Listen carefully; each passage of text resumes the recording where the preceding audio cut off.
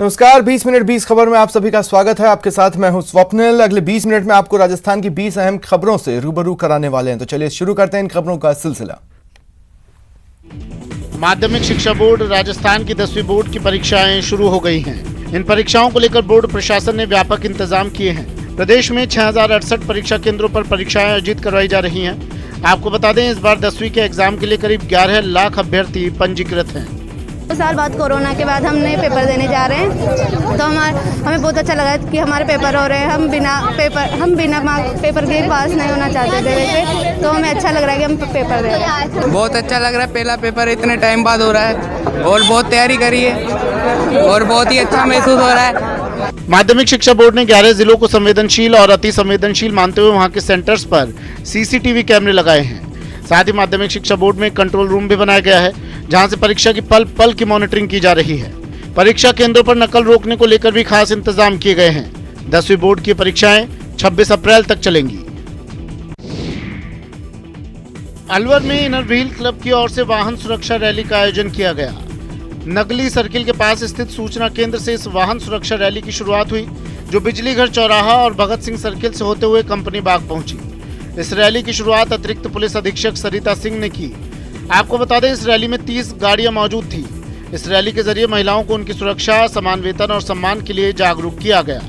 Inner wheel club के द्वारा women empowerment के संदर्भ में कार रैली निकाली गई, उसका आयोजन किया गया। इनका मैसेज भी बहुत ही क्लियर है कि हम वुमेन एम्पावरमेंट पे काम कर रहे हैं और कोशिश कर रहे हैं जितनी महिलाएं जागरूक हो सके अपने अधिकार के बारे में, या किसी तरह की परेशानियों में है तो वो भी संपर्क कर सकते हैं। इनका जुड़ाव हमारी सुरक्षा सूत्रों के साथ भी है। समय समय पे जो हमारे कैंप्स और वर्कशॉप ऑर्गेनाइज होते हैं उसमें भी इनका पार्टिसिपेशन रहता है। की तरफ से कार रैली का आयोजन किया जा रहा है। आज की मुख्य अतिथि थी सरिता सिंह जी। उन्होंने आके हम सबको हरी झंडी दिखाई और हम सब महिलाओं को मोटिवेट किया कि आगे हम लोग और अच्छा काम कर सके। कोटा देहात युवा मोर्चा पदाधिकारियों और कार्यकर्ताओं को 12 रोड पर ताथेड़ के निकट पीसीसी अध्यक्ष डोटासरा को काले झंडे दिखाना महंगा पड़ गया। पहले तो पुलिस ने इन पर बल प्रयोग किया और फिर शांति भंग के आरोप में 10 कार्यकर्ताओं को गिरफ्तार कर लिया। काले झंडे दिखाने पर कैथून पुलिस ने युवा मोर्चा के 10 कार्यकर्ताओं को गिरफ्तार कर लिया। इसके बाद पुलिस ने इन्हें लाटपुरा एसडीएम के सामने पेश किया, जिन्होंने इन्हें चेतावनी देकर छोड़ दिया। पुलिस पर आरोप है कि गिरफ्तारी से पहले पुलिस ने इन पर लाठीचार्ज किया था, जिसमें युवा मोर्चा के 4 कार्यकर्ताओं को चोटें आई हैं और उन्हें एमबीएस अस्पताल में भर्ती करवाना पड़ा है। पुलिस ने उनको गिरफ्तार कर लिया और लाठीचार्ज करी, खूब मारा। 3 कार्यकर्ताओं की चोटें आई है और बिना मतलब के मारपीट करना ये एक गलत बात है। लोकतंत्र में अधिकार है सबको प्रदर्शन करने का और शांतिपूर्ण तरीके से ये प्रदर्शन कर रहे थे।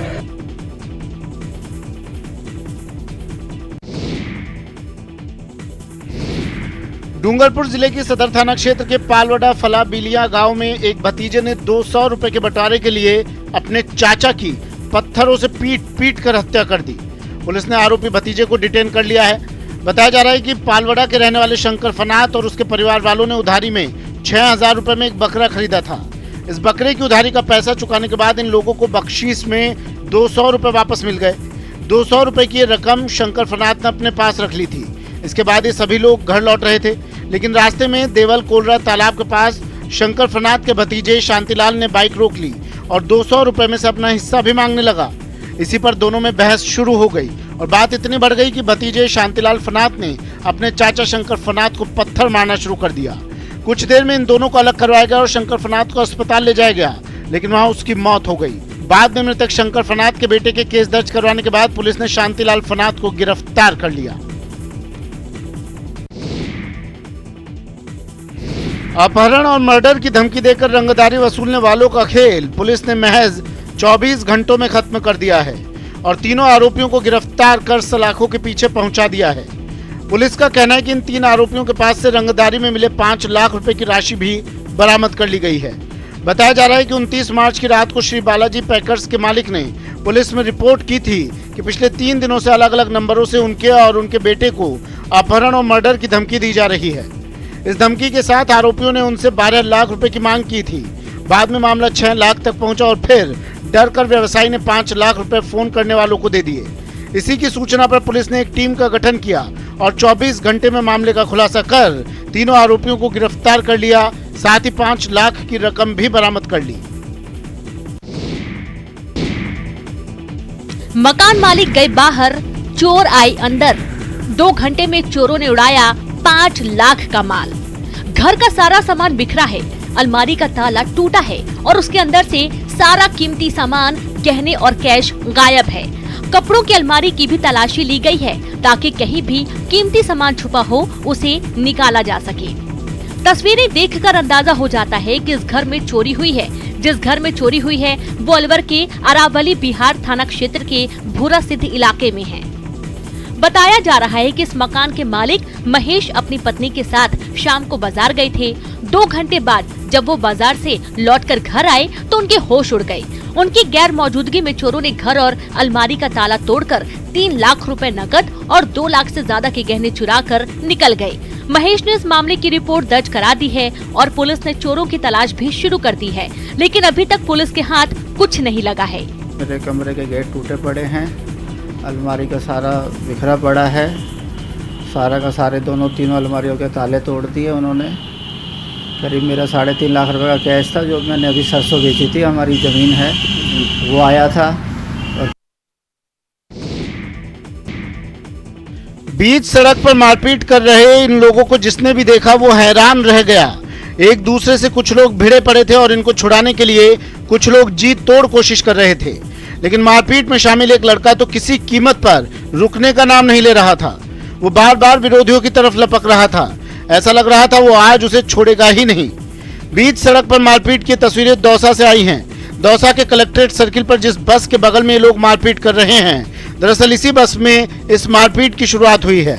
बताया जा रहा है कि बस के अंदर कुछ यात्री बैठे हुए थे और जैसे ही कलेक्ट्रेट सर्किल पर यह बस आकर रुकी तो उसमें पानी, नमकीन समेत अन्य खाद्य सामग्री बेचने वाले युवक चढ़ गए। इस दौरान पानी की रेट को लेकर एक यात्री और युवकों के बीच विवाद हो गया, जिसके बाद दोनों पक्षों की ओर से मारपीट शुरू हो गई। इस मारपीट में दोनों पक्षों ने एक दूसरे के कपड़े भी फाड़ दिए। काफी देर तक बस के अंदर और बाहर ये लड़ाई होती रही। हालांकि बस के अन्य यात्रियों ने समझा बुझाकर दोनों पक्षों को अलग अलग करवाकर मामले को शांत करवाया। हेरिटेज नगर निगम जयपुर में अधिकारियों और कर्मचारियों के अटेंडेंस के लिए फेस रिकॉग्नाइज सिस्टम लगा दिया है। अब सभी अधिकारियों और कर्मचारियों को दफ्तर आने के वक्त और जाने के वक्त इसी सिस्टम में अपनी हाजिरी दर्ज करानी होगी। दरअसल कोरोना काल में हाजिरी के लिए बायोमेट्रिक सिस्टम को बंद कर दिया गया था और अब फेस अटेंडेंस के लिए बायोमेट्रिक सिस्टम के बजाय फेस रिकॉग्नाइज सिस्टम की मशीनें लगा दी गई हैं।